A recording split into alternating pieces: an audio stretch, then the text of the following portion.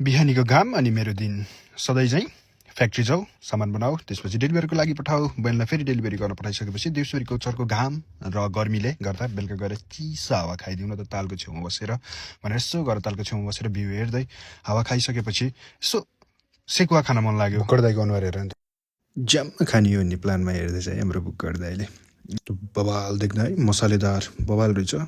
एक प्लेट मात्रै खाने प्लानमा गएको थियौँ चेक गर्नको लागि अनि त्यसपछि हामीले चाहिँ आधा केजी नै खाऊँ भनेर आधा केजी नै अर्डर गऱ्यौँ होइन। अनि त्यस पछाडि आधा केजी अर्डर गरिसकेपछि हामी वेट गर्दै थियौँ।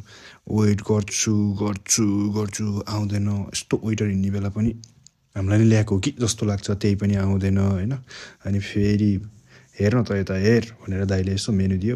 के मेन्यू हेर्नु, मगाएको एउटा सेक्युवा नै आएको छैन अहिलेसम्म भनेर फेरि मोबाइल चलाउँदै घुटिरहेको थिएँ। फाइनल्ली आयो। हग्न गएको दाइ त कति चाँडो आएको, गन्धले पनि थाहा पाएको होला नि होइन। अनि भिडियो छिडो छोड्दै भनेर दाइ खान थाल्यो बुक्कर दाइलाई है।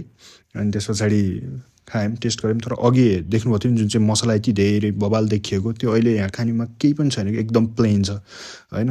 अनि टेस्ट पनि त्यस्तो मलाई ठिक लागेन। म पूर्व गराएको भएर पनि होला, मलाई पूर्वको एकदमै मिठो लागिरहेको थियो। त्यस पछाडि त्यो भएकोबाट टेन्सनमा हामी आफ्नै रेस्टुरेन्ट आयौँ ग्रिन गार्डनमा आइसकेर त्यस पछाडि आफैले पूर्वेली सेकुवा बनाएर खाइन्छ भनेर मिसिन पनि ल्याएर हालिहाल्यौँ। अब भरे भोलि कि पर्सिबाट हामी आफ्नै र आफैले बनाएको हाम्रो आफ्नैमा हामी आफैले पूर्वेली सेकुवा बनाएर खाँदैछौँ। हजुर पनि आउनुहुन्छ चाहनुहुन्छ भने आउनुहोस् ग्रिन गार्डनमा, हजुरहरूलाई वेलकम, भेरी भेरी वेलकम छ है। हाम्रो बुक्कर दाइले एकदम खुसी हुँदै बनाउँदै सफा हेर्दैछ। हेर्नु त्यहाँ म पनि सँगै छु है छानालाई फेरि चट्ट सफा हारौँ भनेर सफा गरेर ट्याक्क बनाएर टक्क खानुपर्छ भन्ने उद्देश्यका साथ होइन।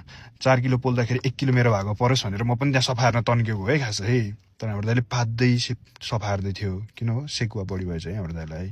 छ